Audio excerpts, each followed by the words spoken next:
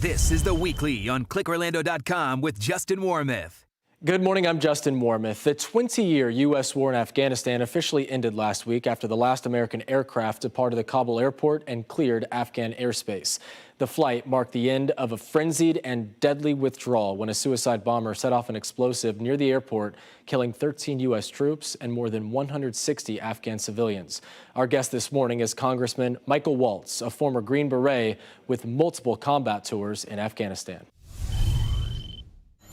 We'll get to the withdrawal in a moment, but as someone who served in Afghanistan, your overall thoughts on the war now being over? Well, that's the thing that's so frustrating and infuriating to me. It's not over. It's going to continue. In fact, I think the way this is unfolded, it's going to just extend it. Because at the end of the day, Al-Qaeda is still at war with us. ISIS is still at war with us. And now they have an entire country and billions of dollars of American-made equipment to work with. And the thing people have to understand is that the terrorism that starts in Afghanistan doesn't stay in Afghanistan. It spreads like a cancer. Except the problem is now we have no bases in the region or in Afghanistan to deal with it. We have no eyes and ears on the ground. We have no troops or diplomats. And we have no local allies because they're being hunted down as we speak.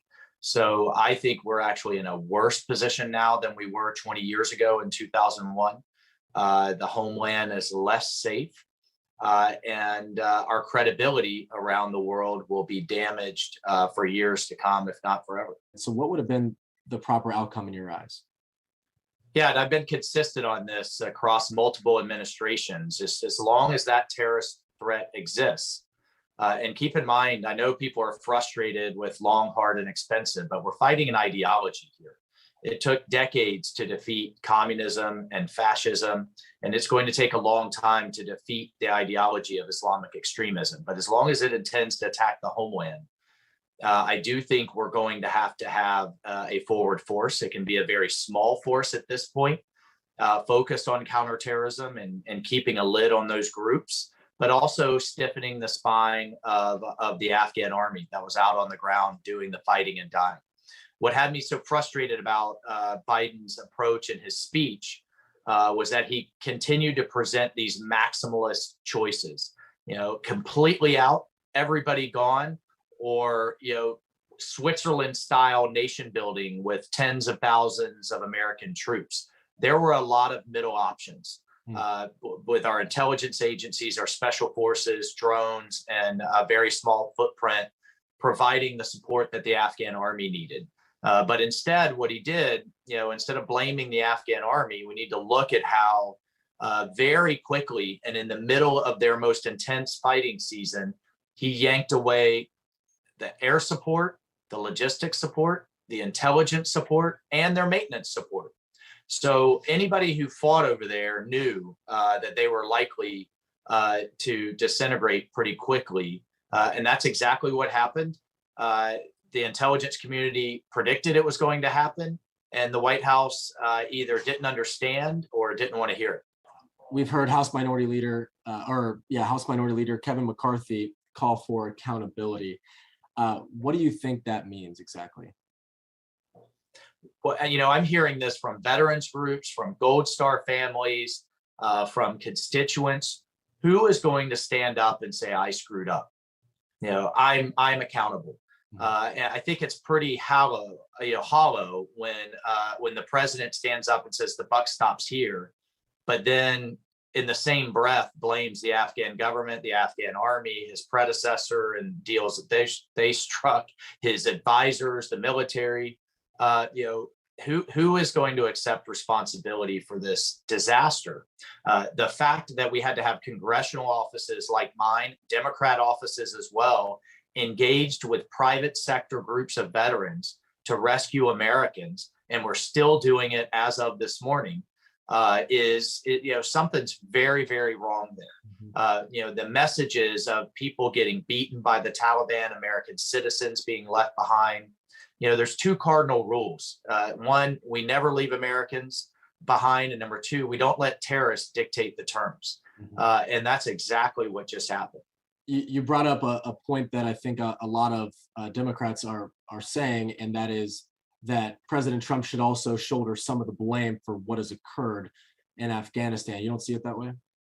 Well, look, I was on record as opposing that deal. I never thought the Taliban were serious about peace. I thought they were buying time to do exactly what they just did. However, it's also disingenuous for a Biden administration, for Democrats who have had no problem tearing up Trump deals, Keystone Pipeline, Nord Stream 2, Remain in Mexico policy on the border, Israel, Iran. I mean, we could walk down the list of deals they've torn up in the last 8 months, but yet suddenly he's completely bound to this one. And further, even though I opposed the original deal under President Trump, there were conditions.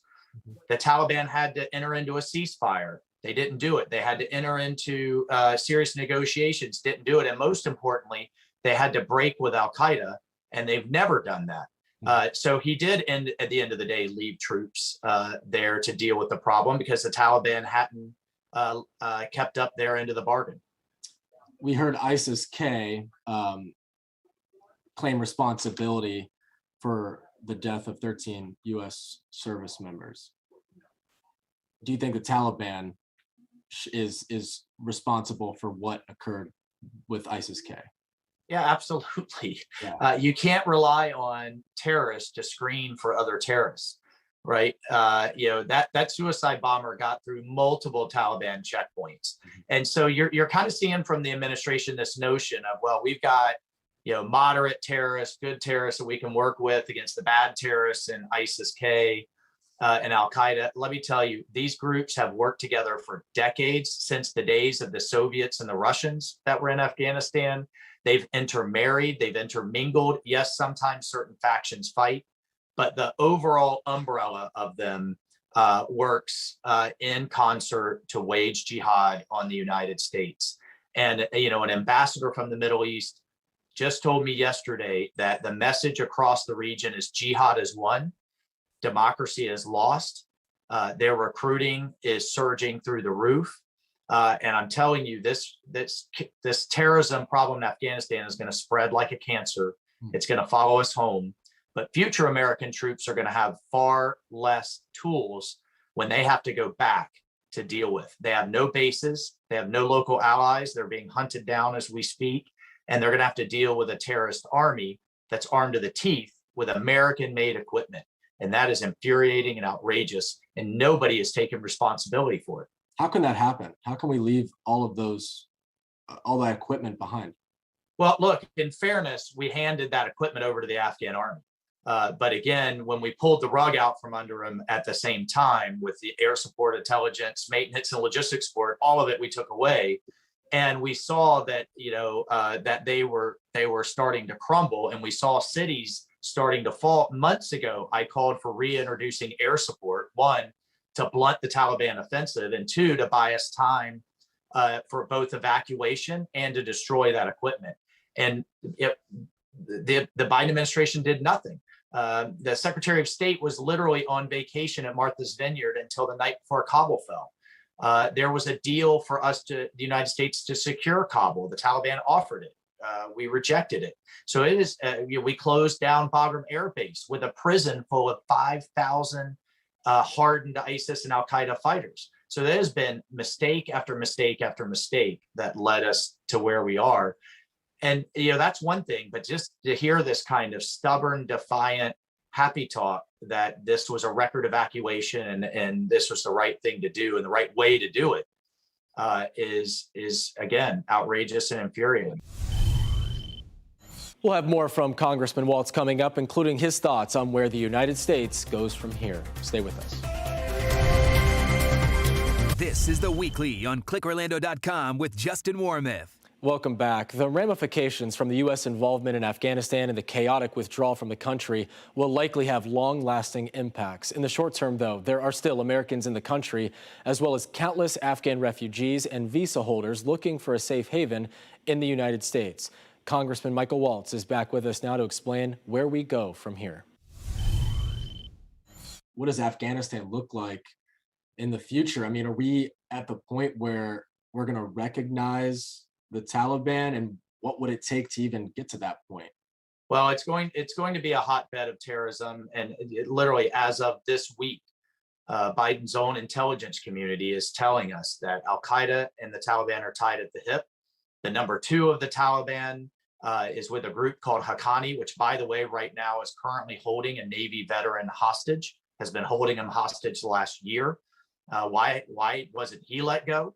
And I do think the administration is backing into recognizing a terrorist government, humanitarian aid, which is essentially will be a ransom for getting the rest of Americans out.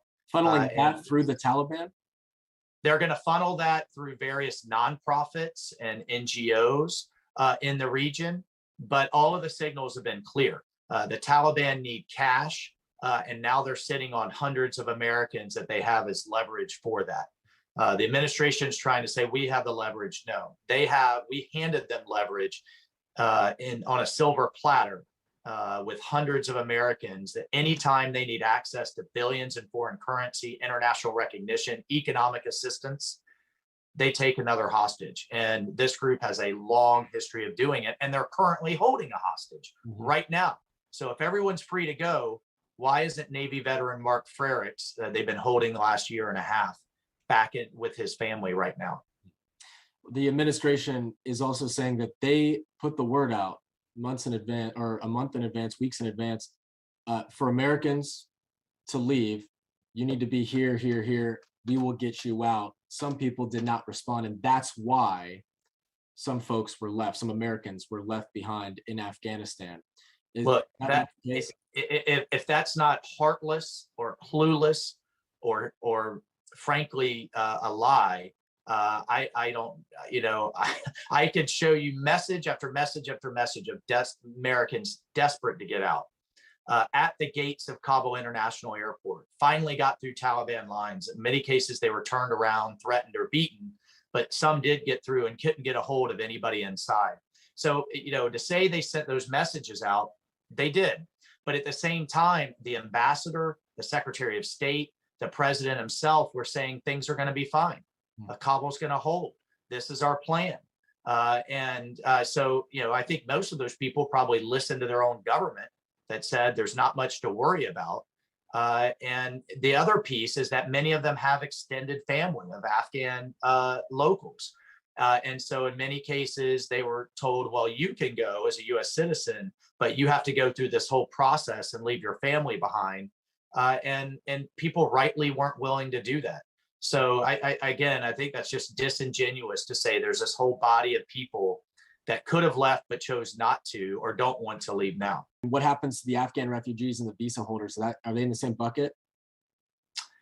Well, there should be, and there has been some prioritization for what we call the SIV, the Special Immigrant Visa holders. Those are the interpreters and key contractors and others that stood with us very publicly, took bullets alongside us.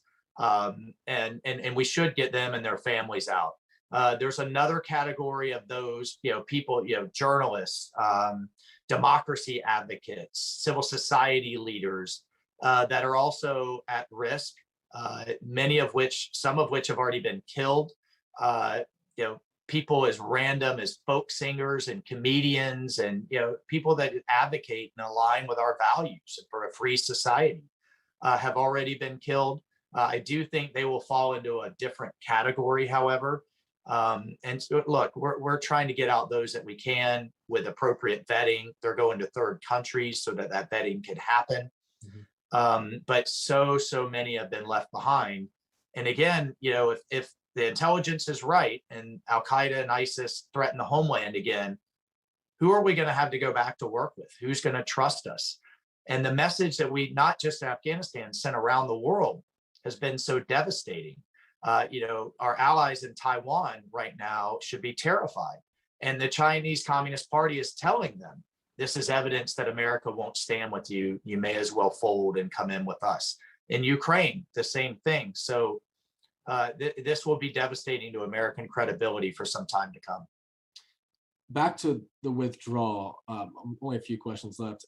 Yeah. Should that have happened at Kabul airport, at Kabul's airport? Should that have occurred there as opposed to somewhere else? Yeah, that airport is sitting literally in the middle of a city of 4 million people. No matter how far out we pushed the perimeter, the Taliban still would have been around it. We should have not given up as we were seeing the country and the army start to crumble. We should not have given up Bagram Air Base. It's just to the north, easily defensible, much higher capacity airport to get people out faster with multiple runways. And oh, by the way, a prison there of 5,000 hardened Al Qaeda and ISIS militants that, you could blame the Afghans all you want. At the end of the day, it was in our national interest to make sure they stayed locked up. So we will be, from a congressional standpoint, examining and investigating how that decision was made. We're hearing the administration say, well, the military recommended it. That's not what I'm hearing from the military. So we're going to get to the bottom of it. What would be your message to Americans about the future and what the future may hold in respect to terrorism and combating terrorism? Well, we're fighting an ideology here. We're fighting an idea, and it's going to take time to defeat it. It's at war with us. So President Biden may want to be done with Afghanistan, but it's not done with us. And as long as that terrorism threat exists, I understand the frustration with the length of time we've been there. But again, as it took decades to defeat communism and fascism, it's going to take time to defeat this idea. But I want to do it over there, not back here. And I, for one, am not going to wait until we have another Pulse nightclub or San Bernardino or, God forbid, another 9/11 before we take action. So we're going to force action from Congress. I think this administration has its head in the sand and it's pretending this problem is going to go away. Just as we saw, and this was the same team around Biden that was around Obama that yanked us out of Iraq recklessly and led to the massive, devastating ISIS caliphate that led to attacks around the world. I'm not going to wait for that to happen in Afghanistan again. And my thanks to Congressman Waltz for his time this week and for his service to our country. For the latest news coming out of Afghanistan, just head to clickorlando.com. I'm Justin Wormuth. Have a safe Labor Day weekend.